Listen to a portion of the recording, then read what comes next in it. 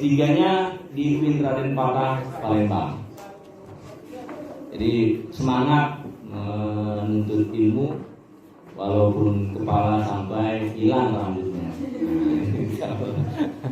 Hadirin yang berbahagia, nah mungkin biar waktu tidak terlalu banyak kita ambil. Saya di sini menjadi moderator ya. Kira-kira nanti setelah dari penyampaian Pak Dokter ini, kalau dari rekan-rekan, ada dari mahasiswa yang ingin bertanya, nanti kami persilakan. Tapi sebelumnya terlebih dahulu sudah saya perkenalkan tadi profil beliau. Beliau itu sebetulnya Habib. Ya Habibana. Silsilahnya bertemu dengan Rasulullah SAW. Makanya beliau semangat menuntut ilmu menjadi dokter. Terima kasih Pak Yanto. Dari wajahnya para swadenya kelihatan. Cuman belum terlalu banyak jamaahnya. Jamaahnya baru siko cuma saya. Ya, sambil dibawa santai aja ya. Jangan terlalu kaku. Yang penting kita berjalan hikmat, slowly but sure. Ya, selanjutnya kami persilakan kepada Bapak Dr. Ahmad Sukri, SIP MSI. Waktu dan tempat kami persilakan. Terima kasih.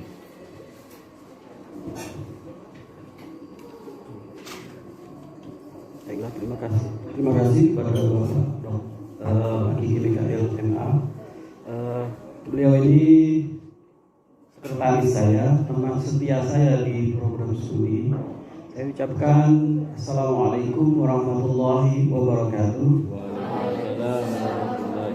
Bismillahirrahmanirrahim. Alhamdulillahirabbil alamin. Allahumma shalli ala sayyidina Muhammad wa ala ali sayyidina Muhammad.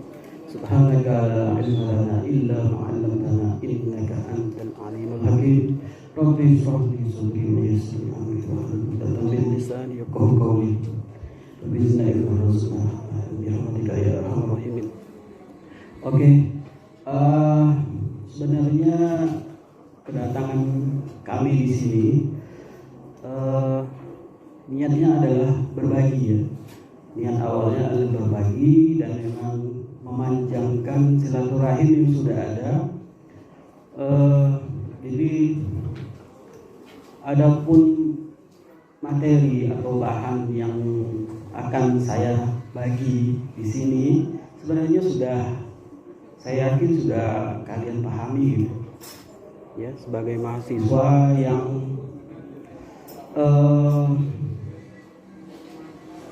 saya yakin bahwasanya cukup baik ya, dan pemahaman keislamannya juga cukup baik. Adapun pesan yang akan saya bawa di sini sebenarnya tidak terlalu banyak, hanya menyampaikan pesan dari Kementerian Agama. Ya, kita sama-sama lembaga atau institusi yang di bawah koordinasi dari Kementerian Agama. Jadi dalam hal ini ada beberapa program yang dibawa oleh Kementerian Agama yang memang sebenarnya mengangkat ajaran-ajaran Islam yang memang sesuai dengan porsinya.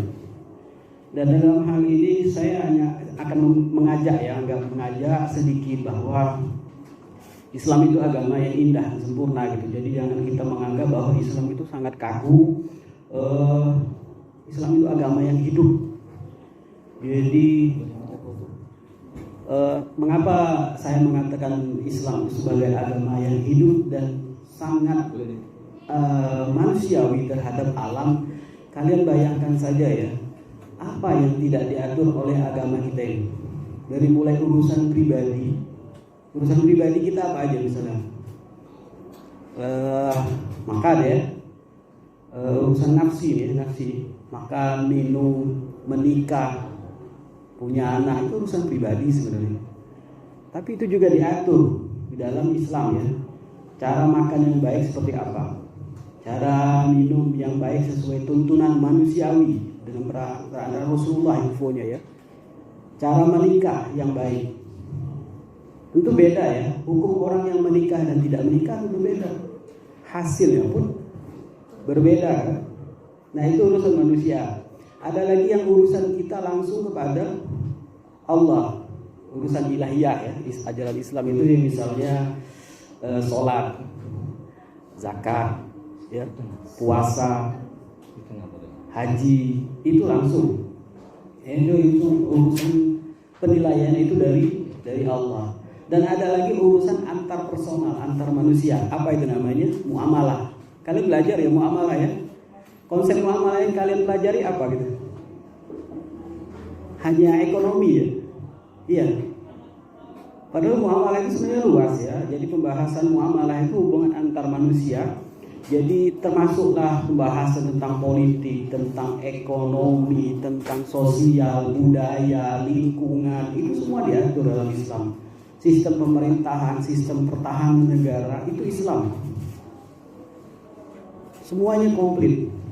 Cuma karena kita membatasi konsep muamalah itu hanya sebatas ekonomi. Jadi konsep muamalah itu seolah-olah Islam itu lepas dari ajaran kepentingan-kepentingan lain, seperti Islam itu tidak harus mengurusi politik.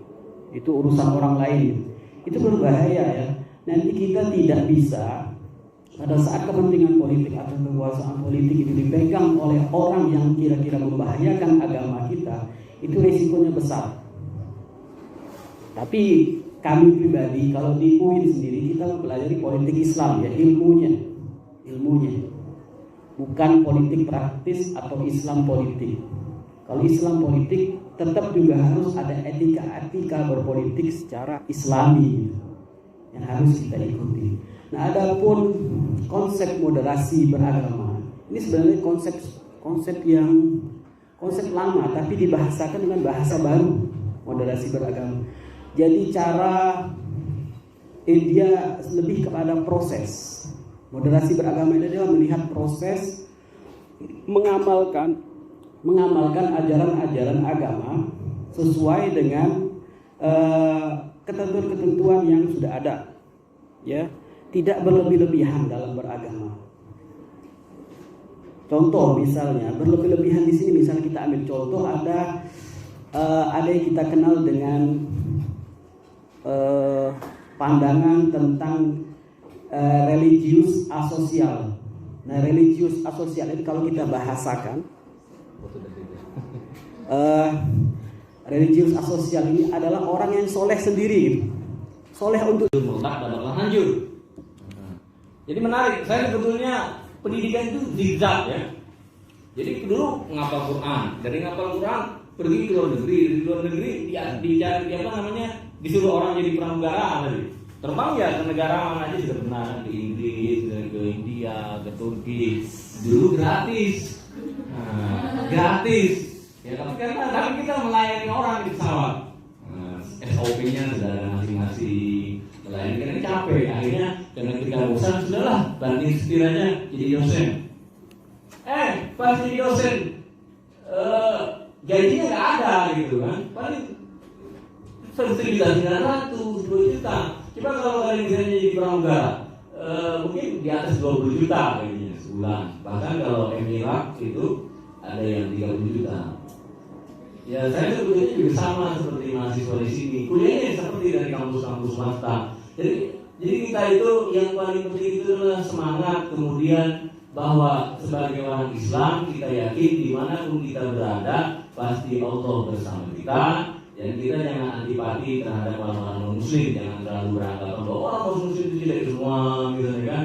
Itu saya pikir harus kita praktekkan kita. Kalau di sini kan rata-rata komunitas kita orang-orang muslim semua. Coba kalau kalian misalnya ke Thailand misalnya, di sana banyak babi, makanan yang haram sulit. Kemudian kalau di Inggris itu ada misalnya sepanjang bangunan ini kamar mandi khusus. Di situ ada perempuan laki-laki mandi bareng. Sekatnya itu ya cermin bening. Tahu kan kalau cermin bening ya nampak. Nah, cuman secara profesionalisme mungkin orang-orang barat profesional. Kalau seandainya misalnya orang lagi mandi itu diganggu, siapapun dia, hatta misalnya walaupun dia presiden, dia akan digugat ke pengadilan. Kalau di Indonesia berbeda, orang kuat politik sulit. Tapi kalau di Barat misalnya dulu ada ketua IMF ya, International Monetary Fund, dia melakukan pelecehan seksual terhadap pelayan hotel, diadukan ke pengadilan, selesai. Tapi kalau di Indonesia angka sulitnya, kalau orang-orang kuat itu kita gugat ke pengadilan, yang ada kita difitnah. Jadi kita mungkin yang perlu kita pahami selain misalnya masalah agama juga budaya, itu ya. Dan agama pun sebetulnya toleransi, kemudian bermoderasi beragama, saya pikir sudah cukup jelas. Kita dalam hal ibadah, lakum dinukum waliyadin, agamamu adalah agamamu, agamaku adalah agamaku. Mungkin itu ya tambahan kali saya mungkin moderator, jadi posisi moderator. Ini ada tambahan sedikit dari Pak Sirajuddin Fikri. Beliau ini juga sebetulnya ahli tarekat. Ahli tarekat dari gurunya banyak juga, dari Tangerang, kemudian dari Palembang juga ada. Ya, yang mungkin sambil bertarekat juga beliau mengamalkan moderasi beragama. Pada Bapak Sirajuddin Fikri, saya persilakan. Bismillahirrahmanirrahim. Assalamualaikum warahmatullahi wabarakatuh. Alhamdulillah, syukurillah, wala haula wala quwwata illa billah. Yang sama-sama dimuliakan oleh Allah Subhanahu wa taala, adik-adik mahasiswa Sekolah Tinggi Ilmu Tarbiyah. Mudah-mudahan kita dikumpulkan di sini dirahmati oleh Allah Subhanahu wa taala. Adik-adik sekalian, berbicara moderasi, apa adik-adik tahu moderasi itu apa artinya? Moderasi itu apa? Loh, saya kira tadi udah tahu semua arti moderasi, diam semua. Apa moderasi? Apa moderasi itu? Moderasi itu moderasi itu adalah jalan tengah. Ya, sebagaimana Nabi bersabda, sebaik-baik perkara itu adalah ya yang di tengah. Wastud. Ya, jadi wasat itu kalau ini tiang wasat itu yang di tengah sini. Ini namanya wastud. Jadi kita tidak tidak terlalu ke bawah, tidak terlalu ke atas. Nah, kalau kita belajar tentang studi agama, maka adik-adik sekalian, agama itu menurut ilmu sosiologi terbagi menjadi dua. Yang pertama yang disebut dengan agama samawiyah, yang kedua disebut dengan agama ardiyah. Ini pelajaran studi Islaman ya. Sudah belajar ini kan? Sudah ya. Agama samawi itu agama apa aja? Apa agama samawi? Ya teruskan Mas. Agama yang langsung dari wahyu Allah Subhanahu wa taala. Apa aja itu? Quran. Agama atau Al-Quran? Al-Quran itu kitab suci. Islam. Secara garis besar ada 3 agama besar yang masuk dalam kategori agama samawi ya. Yang lahirnya sama-sama di Jazirah Arab. Pertama yang paling besar, yang paling tua yaitu Yahudi. Yang kedua Nasrani, yang ketiga baru Islam. Sama ini. Ya kalau kita belajar tentang nabi kenabian di dalam agama kita, ya cerita nabi ini dimulai dari datangnya Ibrahim atau Abraham dalam bahasa Arabnya Ibrahim, Abraham bahasa Yunani. Ya, jadi Abraham. Nah, bapak, maka di dalam buku-buku sejarah keagamaan itu Ibrahim itu disebut bapaknya agama. Ya. Jadi dia yang pertama kali mulai mencetuskan agama, tapi berkembang selanjutnya baru ada istilah agama. Ya, agama ad-din atau religion yang kita anut sekarang ini bermula dari 2 itu ya teorinya. Kemudian agama ardiyah ini hampir rata-rata di Asia Tenggara. Nah, dari kedua konsep besar ini, ya, yang membedakan apa? Atau ngapo sampai sekarang agama samawi itu tidak pernah akor? Iya. Yang sering terjadi intoleransi itu agama-agama samawi. Antara Islam dan Kristen, antara Yahudi dan Nasrani. Kenapa? Karena kita ini dulu kiblatnya satu di Palestina, Yerusalem. Nah itulah yang diperebut uang sampai sekarang. Maka yang punya kekuatan itu akan menonjolkan kekuatan selain ada geopolitik dan geoekonomi di situ. Maka itu terbawa-bawa sampai ke kita sini karena kita banyak yang menganut agama Islam dan agama Nasrani. Kalau doktrin agama ini yang perlu dibedakan. Doktrin agama, ajaran agama, tidak ada setiap agama itu kita tidak boleh berkawan sama itu, tidak. Ya, semua agama mengajarkan apa yang disampaikan tadi tentang kebaikan, sama-sama menjunjung nilai-nilai kemanusiaan, sama-sama mengangkat derajat manusia. Yang membedakan apa? Yang membedakan kalau dalam agama kita adalah ketauhidan. Apa itu ketauhidan? Keesaan. Apa itu keesaan? Berbicara tentang aqaid, tentang akidah. Itulah yang mendasar dasar hukum utama kenapa kita harus menjadi beda dengan agama lain. Ya masalahnya ini tadi lakum dinukum wali dalil utamanya itu. Tapi kalau dalam konteks kemanusiaan kita sama, kita tidak beda, kita menjadi sama. Maka yang diajarkan oleh Nabi Muhammad SAW ya tentang beragama ini ada 4. Pertama yang disebut dengan amanah, patona, tabligh dan sihir. Itulah konsep yang diajarkan oleh Nabi Muhammad SAW. Nah, pegang teguh 4 ini. Pertama amanah, sama-sama jangan galak bohongi. Kemudian patona, harus cerdas. Amanah, patona, sidik, jujur. Terus yang terakhir tabligh, sampaikanlah khabar, berita tentang risalah keagamaan. Jangan maksa. Intinya tidak boleh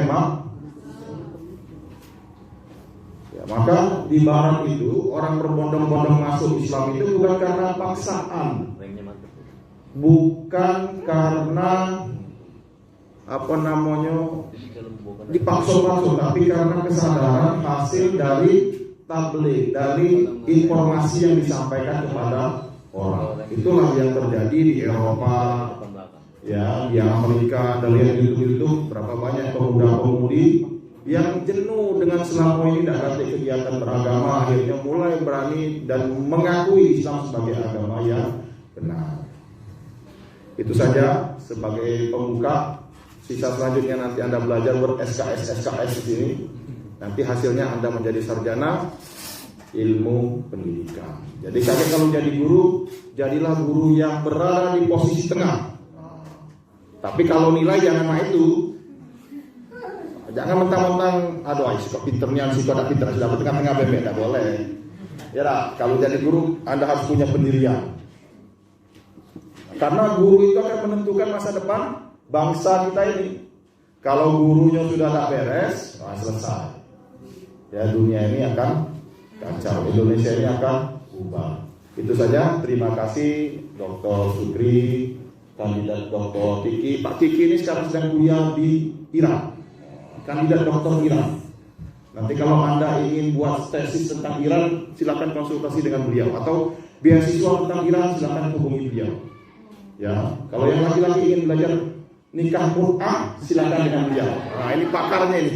Ya, pakar secara teori, prakteknya belum berani. Itu saja Pak Kiki. Mohon maaf lahir batin kepada semua. Mudah-mudahan pertemuan kita ini dirahmati oleh Allah Subhanahu wa taala. Ini menjadi penyambung silaturahmi di antara kita. Mudah-mudahan kunjungan ini tidak sampai di sini dan berlanjut ke kunjungan-kunjungan yang akan datang. Terima kasih Pak Dokter, Pak Kiki. Saya akhiri. Wassalamualaikum warahmatullahi wabarakatuh. Waalaikumsalam. Terima kasih Pak Kiki. Oh direkam kalau siap. Ya, terima kasih Pak Sirojudin Fikri. Jadi sebetulnya ilmu tarikatnya belum keluar semua dari beliau ya. Tadi sudah 2 dosen tadi sudah menyampaikan tentang moderasi beragama. Alhamdulillah. Wassalamualaikum warahmatullahi wabarakatuh.